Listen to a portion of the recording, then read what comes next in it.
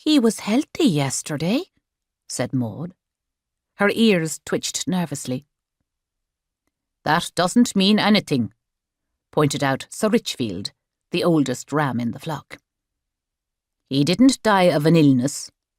Spades are not an illness." The shepherd was lying in the green Irish grass beside the hay barn, not far from the path through the fields. He didn't move.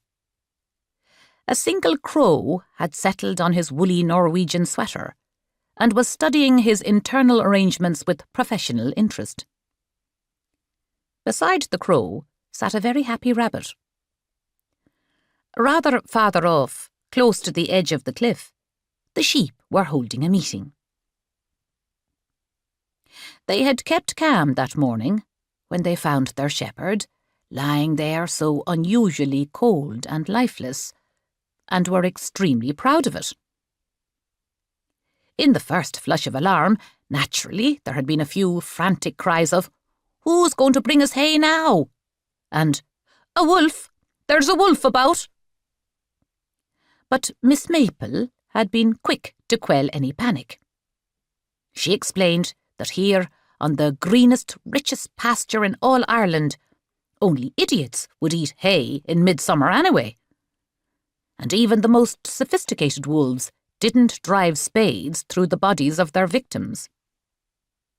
For such a tool was, undoubtedly, sticking out of the shepherd's insides, which were now wet with dew. Miss Maple was the cleverest sheep in all Glennkill. Some even claimed that she was the cleverest sheep in the world. But no one could prove it. There was, in fact, an annual Smartest Sheep in Glennkill contest. But Maple's extraordinary intelligence showed in the very fact that she did not take part in such competitions.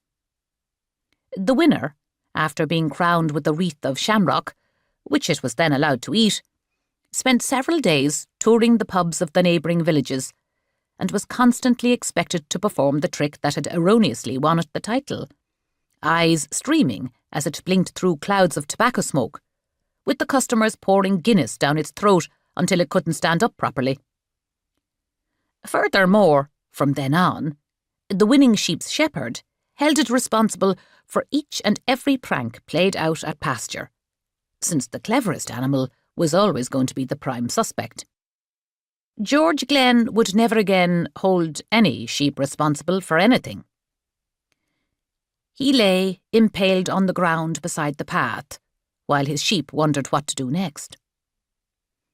They were standing on the cliffs between the watery blue sky and the sky-blue sea, where they couldn't smell the blood, and they did feel responsible. "He wasn't a specially good shepherd," said Heather, who was still not much more than a lamb, and still bore George a grudge for docking her beautiful lamb's tail at the end of last winter. "Exactly." That was Cloud, the woolliest and most magnificent sheep ever seen. "He didn't appreciate our work. Norwegian sheep do it better, he said. Norwegian sheep give more wool. He had sweaters made from foreign wool sent from Norway. It's a disgrace. What other shepherd would insult his own flock like that?